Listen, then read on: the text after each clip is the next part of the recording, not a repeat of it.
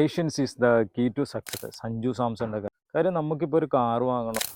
Patients is the key to success എന്ന് പറയുന്നത് സഞ്ജു സാംസന്റെ കാര്യത്തിൽ വളരെയധികം കറക്റ്റാണ്. ഇന്ത്യൻ ക്രിക്കറ്റിൻ്റെ ചരിത്രത്തിൽ ഇത്രയധികം താഴെപ്പെട്ടിട്ടുള്ള ഒരു നല്ല ഫോമിലുള്ള ഒരു ക്രിക്കറ്റ് താരം വേറെ ഉണ്ടാവില്ല. കാരണം ഇതിന് ഇന്ത്യൻ പൊളിറ്റിക്സ് ആണ്. സെലക്ടേഴ്സിന് പൊളിറ്റിക്സ് ഉണ്ട്. അവർക്ക് ഇഷ്ടപ്പെട്ടവരെ കളിപ്പിക്കണം. അതിൻ്റെ പിന്നിൽ ഒരുപാട് പ്രീണനങ്ങളുണ്ട്. അപ്പോൾ ഇതിനെല്ലാത്തിനും ഒരു വിക്റ്റിമായിരുന്നു സഞ്ജു സാംസൺ. ഇത്രയും നാളും പുള്ളിയിട്ട ഒരു എഫേർട്ട്, ആ ഒരു കോൺഫിഡൻറ്റ്, ആ ഒരു സ്കില്ല്, ആ ഒരു പേഷ്യൻസ് ഒക്കെ കറക്റ്റ് ടൈമിൽ വർക്കൗട്ടായി.